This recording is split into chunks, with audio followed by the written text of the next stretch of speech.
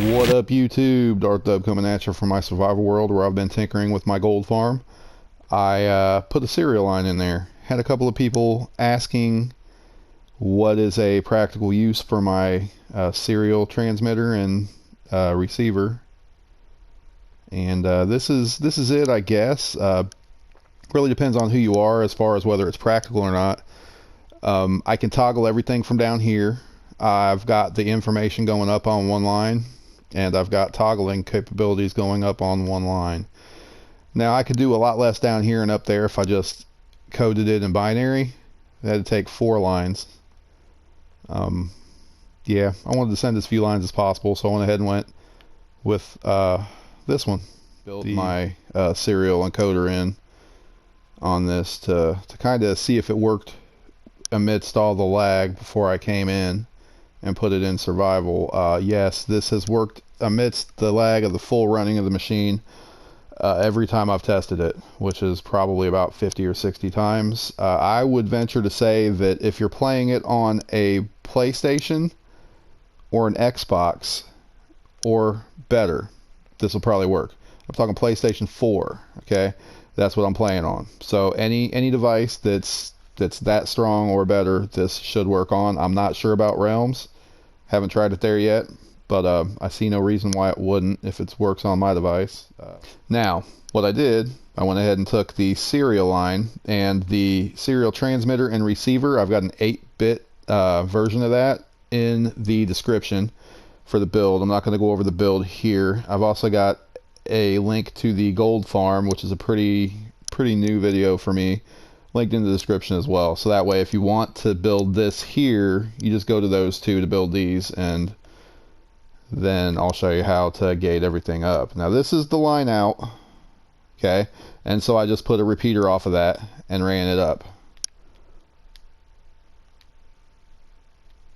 and then that line comes all the way over and just runs into your serial decoder. Now you've got to watch out when I push the button down here.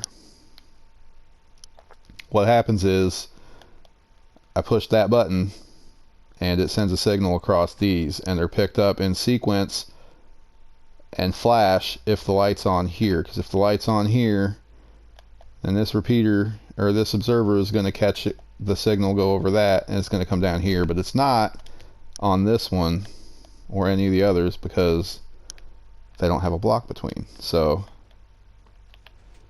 this is going to flash repeatedly and then get picked up over here. The very first one here has to come in, and it's going to come through, and it's going to be picked up by your very last light. Okay, so you have to think about that when you orient your receiver here. Now, what I did was I ran a torch into the pistons and just had a line running into those. Each individual bit of the receiver here, and each one of those went into its corresponding piston, so I inverted it going onto that line. And then my toggle button over here. My toggle button comes in and torches here, which also gates with my signal out from my gold chest. This is 15 long, so when that chest is completely full, this torch will be stuck in the off position. So it's off now because this light's on. So your toggle, you want to invert off the toggle and then come over to this to invert again. And again, your chest signal 15.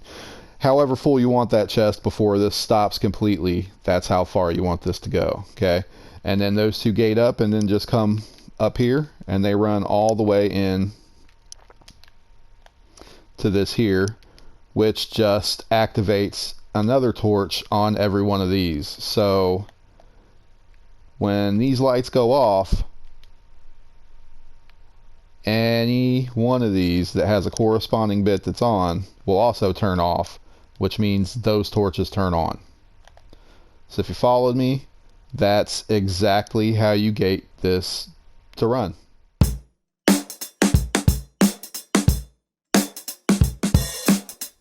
Okay, so before you do this thing, what you want to do is all the portals that you want to activate, you go ahead and activate them. Okay, that's the ones you want activated. You send the signal up and you look up and it takes the signal. Now all of those pistons up there are primed. You give them signal and those portals all start going. And you want them to stop, you just take off the power and they all stop. You see they're in different states, so I'll just look at this and what we got: 1 2 3 1 2 3 4's on, 5's on, we got 6, 7 and 8 are both on. Okay, so we got those. Remember to come over here, push that button. That does is that puts this signal up there. Alright, so we got that like that, and we push the button. The specified ones go off. None of them, I repeat, none of them stayed on. We'll flash them again. 2 stayed on. Remove 2. That's it. No, okay. Hit the button, send the signal. They flashed. Okay, we good. Hit the button. Well, we got 1, 3, and 6. 1 and 3 are both on. And this is really kind of dumb because you don't even need all the portals on like that. It's just a thing. Like, it bugs me to have them in different states. So, and we got the 1. I forget if I sent the signal, but I for sure sent it this time. And then we hit the button. Watch the 6th up there. Flash on and off on. It's on. We good. Turn that off. Send the signal. This part I really didn't even need to do, but flash. And we good. So I know this video wasn't that long, which is why I'm going to do another video later this week. Not extremely long itself, but I'm gonna point out a few things that I learned about my last 3 farms in survival. Just a real quick, this is what to and not to do. I know I told you in my kelp farm video not to build it in inside the water like this, but yeah, that's not a good idea. But yeah, I did some things to make that keep up. I learned some things about my bamboo farm, that things you should do in your farm progression first. Got some things about the gold farm as well. Not actually the gold farm straight, but yeah, I'll be going over everything in that next video. If you like this video, go ahead and leave a like. If you have not yet subscribed to my channel, go ahead and subscribe to my channel, and we'll see you on the next one. It's been real. Peace.